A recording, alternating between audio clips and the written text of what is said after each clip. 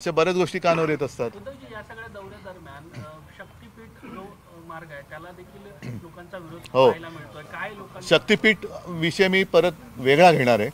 आता ह्या दौऱ्याच्या मध्ये ती सुद्धा ठिकाणं आली आणि त्याच्यामध्ये तिथल्या शेतकऱ्यांनी माझ्याकडे तक्रारी केल्या आणि मी त्यांना पूर्ण पाठिंबा दिलेला आहे। त्याच्यामुळे शक्तीपीठ हा विषय या नंतर आम्ही तो सुद्धा घेणार आहोत। एक क्विंटल न्यूयॉर्कमध्ये कणखर नेतृत्व जे जवाहर मुंदानी हे निवडून आले होते त्यांना तिकडच्या जाण होती शहराची। तसं आदित्य ठाकरे आपण पाहिलं तर मुंबईमध्ये खूप ऍक्टिव्ह आहे। मला ही बातमी आता कळली आणि नाही मी तुम्हाला महत्त्वाचा प्रश्न आहे कारण मुंबईचं महापौर आदित्य मुंबईचा महापौर होणार ह्या अफवेचा उगम कुठून झाला ही मी थोडीशी माहिती घेतली पत्रकारांकडनं। तर मला असं कळलं की संघामध्ये चर्चा सुरू आहे की 10 वर्ष झाली मोदी देशाचे पंतप्रधान झाले, 5 वर्ष झाले गृहमंत्री अमित शाह आहेत, पण अजूनही त्यांच्या शहराचं नाव अहमदाबाद आहे ते बदलू शकले नाहीत। म्हणून संघात चर्चा आहे की मोदी किंवा अमित शहानं परत अहमदाबादचं महापौर करून त्यांच्याकडनं प्रस्ताव घ्यायचा अहमदाबादचं नामांतर करण्याचा, असा प्रस्ताव संघात चालू आहे। पण ही संघाची अंदर की बात आहे।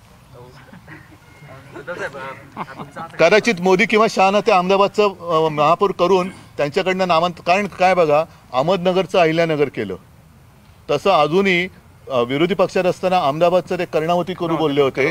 आता 10 वर्ष होऊन गेले, 11 वर्ष झाली मोदी पंतप्रधान आहेत।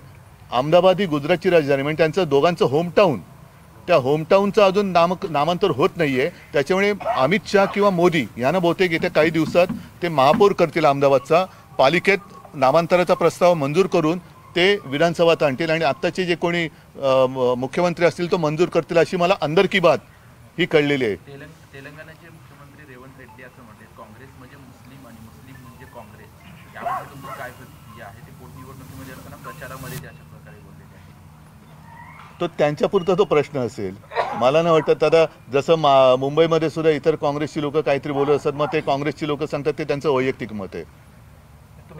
त्याच्यामुळे आता त्याच्यावर रवंत करण्यात काही अर्थ नाही। ज्या जिल्ह्यांमध्ये गेला त्या ठिकाणी पदाधिकाऱ्यांच्या बैठका देखील संध्याकाळी झालेल्या होत्या। या बैठकांमध्ये या कार्यकर्त्यांचा काय कल होता? कुणासोबत युती करायला हवी किंवा कुठल्या पक्षासोबत जायला हवं स्थानिक स्वराज्य संस्था निवडणुकामध्ये? नाही, काही ठिकाणी म्हणजे भांडायचं कोणाच्याच मनात नाही आहे। कारण आता बघितलं तर हा जो सगळ्यांचा कारभार चालू आहे बेगुमानपणाने, म्हणजे कोणालाच जुमानत नाही आहेत। उघड दिवसाढवळ्या जमिनी ढापतायत, पैसे लागतायत, काय वाटेल ते चाललेलं आहे। कॉन्ट्रॅक्टर म्हणजे मुंबईची तिजोरी तर फस्तच केलेली आहे।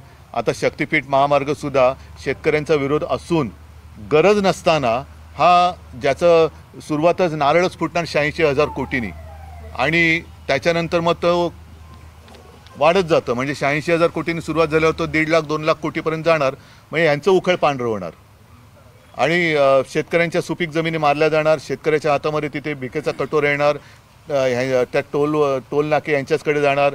आजूबाजूच्या जमिनी आत्ता यांनी घेऊन मोकळे पण झाले असतील, तिकडे यांची सगळे व्यवसाय येणार, पेट्रोल पंप येतील, मॉल येतील, काय होईल। म्हणजे ह्यांची आबादी ही लुटमार करून होणार।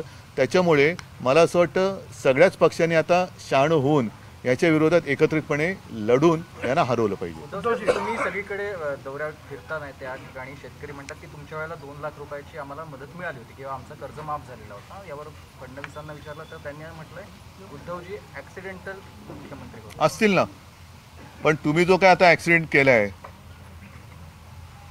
त्याच्याबद्दल बोला ना। तसं पाहिलं तर देवेंद्र पण ॲक्सिडेंटलच आहेत ना, नाहीतर ते दाढीवाल्याला करणार होते आधी। ठीक आहे, मला बघू आता मोदी किंवा अमित शाह, मला उत्सुकता आहे कोण अहमदाबादचा महापौर होणार।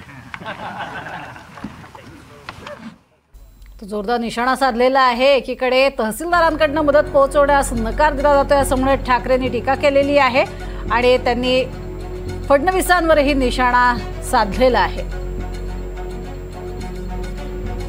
शेतकऱ्यांसाठीचा हा दौरा 4 दिवसांचा महत्त्वाचा दौरा उद्धव ठाकरे यांनी केलेला आहे आणि या दौऱ्यादरम्यान त्यांनी शेतकऱ्यांच्या बांधावर जात पाहणी केली।